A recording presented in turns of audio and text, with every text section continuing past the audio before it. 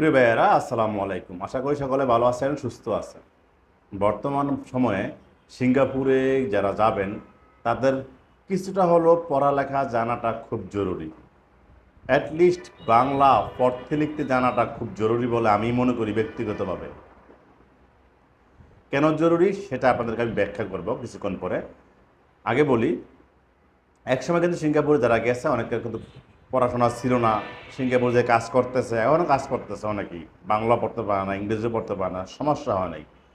বর্তমানে কেন সমস্যা হচ্ছে, সিঙ্গাপুর যাওয়ার পরে সব সেক্টরেই একটা বেসিক টেস্ট নেওয়া হয়, ইংলিশ পরীক্ষা নেওয়া হয়। এটা বলে ইন্ডাকশন কোর্স, যে সিওসিসি কোর্স। এই কোর্সগুলো করতে হলে আপনার নিজে পরীক্ষা নিজেকে দিতে হবে।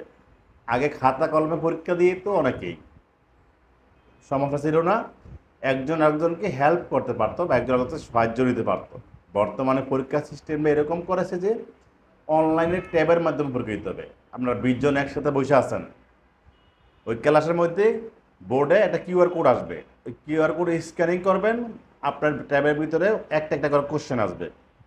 20 জনের কোশ্চেন এক নাম্বারটা সেম হবে না, এক একজনের এক এক রকম হবে। চাইলেই একজনকে হেল্প করতে পারবেন না। একটা কোশ্চেনের উত্তর আপনি দিয়েছেন, তারপরে 2 নম্বর কোশ্চেনটা আসবে, চাইলে আপনি ব্যাকে দিতে পারবেন, ঝামেলা হয়ে যাবে।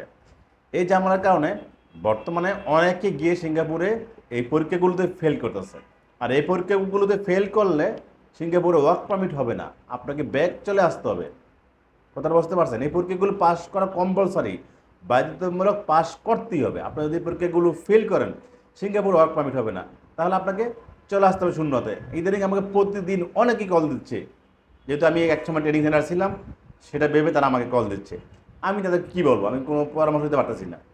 আগে খাতা কলম ছিল, হয়তো কোনো পরামর্শ দিতে পারতাম না, এখন ট্যাবের মাধ্যমে পরীক্ষায় কোনো হেল্প করতে পারতেছে না। তাই এই জন্য বললাম যে সিঙ্গাপুরে যেতে হলে এখন পড়ালেখা জানাটা জরুরি। আপনি যদি বাংলা পড়তে পারেন তাহলে আপনার এই পরীক্ষা কোনো কঠিন কিছুই না, কারণ আপনাকে 2 দিন ক্লাসে পড়ানো হবে, প্রতিটা কোশ্চেন কীরকমভাবে ধারণা দেওয়া হবে ওইটা জানলে, তাহলে আপনি বাংলা যদি পড়তে পারেন তাহলে আপনার জন্য কোশ্চেনের উত্তরগুলো কোনো কঠিন কিছুই না। যারা বাংলা পড়তে পারেন না তাদের জন্য এই কোশ্চেনগুলো সমস্যা। আরেকটা সমস্যা আছে, এই কোশ্চেনগুলোর কলকাতার বাংলা লেখা, আমাদের বাংলাদেশি বাংলা না, কলকাতার বাংলা লেখা। কিছু কিছু বাংলা শব্দ আমাদের সাথে মিলবে না, সেটা কঠিন হয়ে যাবে। সেই জন্য যখন ক্লাস স্যাররা পড়াবে সেখানে স্যারদের কাছে কোশ্চেন করে জেনে নেবেন, ইনশাল্লাহ পাস করবেন। যারা বাংলা পড়তে পারেন তাদের কোনো সমস্যা হবে না এই কোর্স, কিন্তু যারা বাংলা পড়তে পারতেছেন না তাদের জন্য সমস্যা হচ্ছে। তবু আপনারা একটু মনোযোগ দেওয়া ক্লাসগুলো করবেন, একটু মনোযোগ দেওয়া বোঝার চেষ্টা করবেন, তাহলে আপনারা এই যাত্রা পার হয়ে যেতে পারবেন, তাহলে আপনাদের ওয়ার্ক পারমিট হবে।